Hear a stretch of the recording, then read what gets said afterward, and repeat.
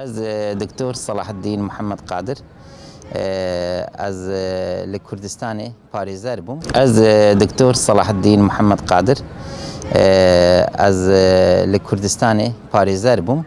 نها از پیزان یاسایی ما و ورگیری چند ازمانه کی ما ل دادسرای استانبول و چاخی از خوندکار بوم.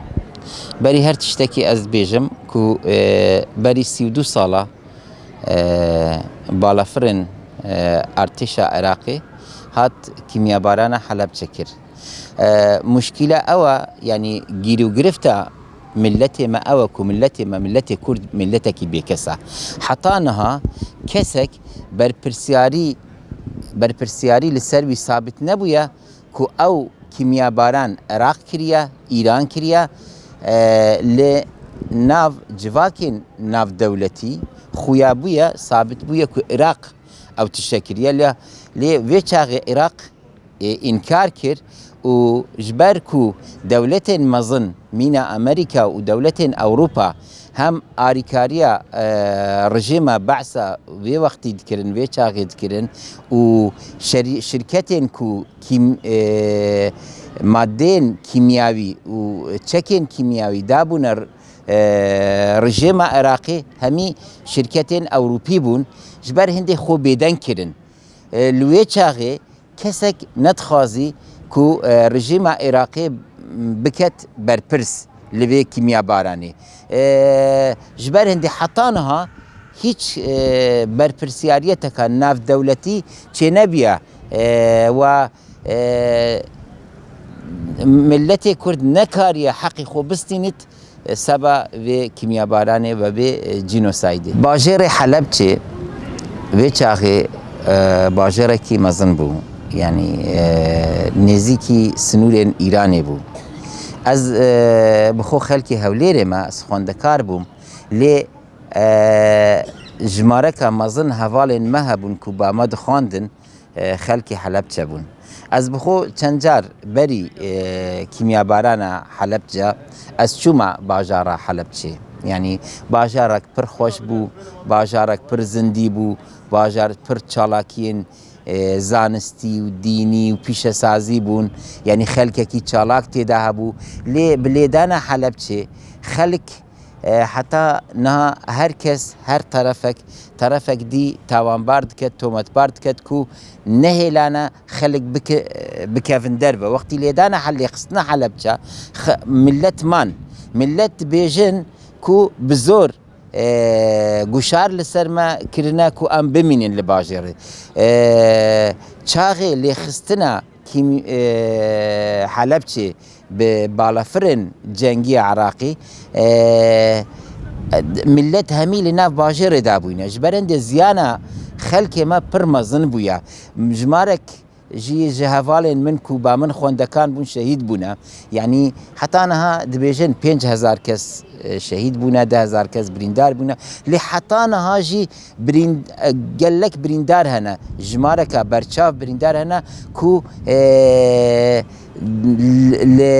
برین وان کورا بکوری مایا آنجی چاوی وان نابند آنجی زاروک هنه وقت چاغی لیخستنا حلب چه کتینا مالبادین ایرانی حتی نها گلک زاروک هنه دزفرن مالباد خوی اصلی اوجی یعنی گیرو گرفته کانو چه کریه لی گیرو گرفته هر مزن و آستانگه هر مزن سبا حلب چه او حتی نها برپرسیاریه که قانونی چه نبیه یعنی کرد دعوة حقی خو نکردیه نه الحکومت عراقی نبریجی لرژیم بعثی او کاتی تون دزانن صدام حسین به تاوانا دو جیل لباشور عراقی هات لسیدار دان یعنی هات ایدام کرد. هزن ایرانی داخلی باجار حلب چه بون و با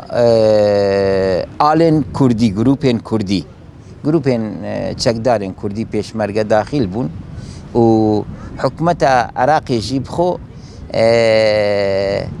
كينا كاويل سر حلبچه هبود چونکه حلبچه ملتکی شورشگیر تیده يعني پێشینیە وان لە کوردینی و لە مسلمانەتی پێشینیەکە بەرچاوە ji ber hindê yanî dixwast li derfetekî diger ha ku tola li xelkê bêtawanê Helepçe bistînît û mixabin ew lê xistin çêbû. Niha berî her tiştekî Helepçe heqê xwe nestandiye. Niha biçî bajarê Helepçe ez çûme bajarekî wekî yanî awedanî têda niye, proje têda niye, pîşesazî têda niye, heta li dam û dezgehên xwindevaniyê jî bi awayekî pêtivî têda nîne. Yanî Helepçe niha jî mezlûm e, berî zêdetir mezlûm biye, lê niha jî mezlûm e Helepçe. Yanî û Kurd jî heqê Helepçe nestandîne berpirsyariya navdewletî niha nîne û kesek xwe dewletek xwe nekirîte berpirsiyar li komkujiya Helepçe. Ez hîvîdarim rojek bihêt berpirsyariya qanûnî sabit bît û xelkê Helepçe jî heqê xwe bistînin û Helepçe jî awedan bît û pêş bikevît li alên pîşesazî û li alên zanistî û heqê xwe bistînit. Çünkü niha jî Helepçe mezlûm e. Berî jî mezlûm bû, niha jî mezlûm e. Helepçe melbendê şaîr û edîbên Kurd e, melbendê zanistiya Kurdistanê ye û niha sîmbolê Kurdistanê ye Helepçe. Yanî şayisteya rewşeka pir baştir e. Lê mixabin niha em nabînin. İnşallah belkî li ayînde em tiştekî baştir ji bo Helepçe bibînin. Ben adım Sadun Muhammedi. İstanbul Üniversitesi'nde doktora öğrenciyim kelam bölümünde. 1988 yılında Halepçe bölgesinde doğmuş oldum. İlk okulum Halepçe bölgesinde. Sonra Erbil'e taşındım. Sonra yüksek lisans doktoraya buraya geldim. 3 yıldır buradayım. İran-Irak Savaşı 8 yıl sürdü. 1988'e kadar. Yani savaşın son yılında Halepçe katliamı oldu. Halepçe bölgesine İran sınırına yakın. Oradaki Kürt peşmergeleri çok etkileniyordu. Bir de Halepçe öyle bir durumu var. Yani insanları, muhiti öyle bir durumu var.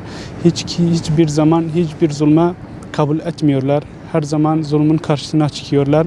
Yani Kuzey Irak'ında, Kürdistan'da ilk nümayiş yapanlar, ilk Saddam rejimine karşına çıkanlar Halepçe bölgesine oldu. Yani 1987 bir katliamın bir yıl önce büyük bir nümayiş yaptılar. Zulmün karşısına çıktılar. Birkaç kişi öldü, birkaç kişi kaçtı İran tarafından başka taraflara.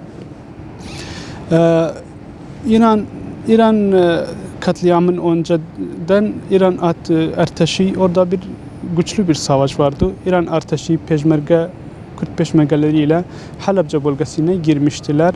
Yani belki diyelim onların eline düşmüştüler. O yüzden Saddam hem İran hem peşmerge külleri hem medeniler Saddam zulmine selam yöntemine kabul etmiyordular.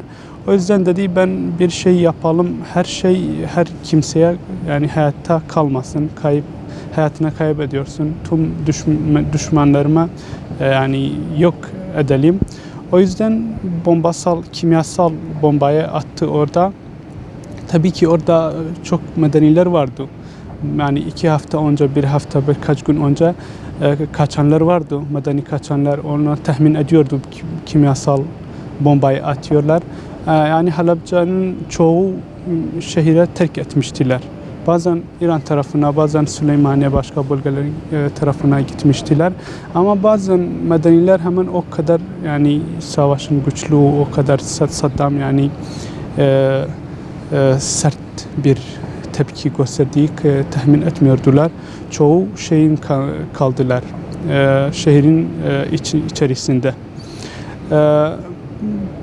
Bu arada yani en az 5000 kişi hayatını kaybetti ama ondan dolayı çok kayıp olanlar var. Henüz bir eseri yok. Mesela benim ailemde 2 amcam henüz hiçbir eseri yok. Olmuş mular, hapiste mıdırlar, hayatta mıdır? Yani bilmiyoruz. Yani onlarca bebekler kayıp olanlar var. Hiçbir eseri yok. Gençler, kadınlar, adamlar. Yani diyelim Halepçe katliamdan sonra problemi daha büyük oldu. Şimdiye kadar yani 30 yıldır Halepçe insanları hep psikoloji dertlerle karşılaşıyorlar. Yani fiziksel dertlerle karşılaşıyorlar. Çok mesela akciğer hastalıkları var, ten hastalıkları var. Yani yüzlerce aileler var. Yani bugüne kadar o macerayla hayatını devam ediyorlar. Bazen birkaç kişi kaybedenler var. Bazen babası, bazen çocukları, bazen annesi. Yani daha bitmedi. Şimdiye kadar o sorunlara devam ediyorlar. Halepçe insanları, hastalıkları yani diyelim muhiti daha çok şeylere ihtiyacı var. Sağlık alanında, mesela ekonomi alanında, eğitim alanında yani çok şeyler var. Daha çok evler var. Yıkılan evlere daha aynı şekilde devam ediyorlar. Yani 30 yıldır hiçbir şey yapmadı. Okullara ihtiyacımız var. Yani çok şeylere ihtiyacımız var. O yüzden yani katliam sanki bu yılda oldu, bugün oldu. Yani o kadar dertler var. Halepçe o derdine göre çok az yaptılar. Mesela bu mahallede birkaç ev, bu mahallede birkaç ev. Yani bazı mahallelerde tam yıkılmış. Yani birkaç ev ne yapabilir insanlar? Yani şimdiye kadar Halepçe bölgesinde oradaki insanlar Kürdistan hükümeti biraz karşısı çıkıyorlar. Yani hep devlete destek etmiyorlar. O yüzden de aynen yani Kürdistan devleti o bölgeye çok önem vermiyor. Bir siyaset olarak çok partiler var orada biliyorsun. O mesela bir parti bir bölgeye kazanıyor seçimde. Başka bir parti bu bölgeye kazanıyor. Ama Halepçe'de çok opozisyonlar var, opozisyon partiler var. O bölgeye kazanıyorlar. O yüzden devlet çok belki onun dolayı siyaset ilişki dolayı o kadar hizmet vermeye çalışmıyor.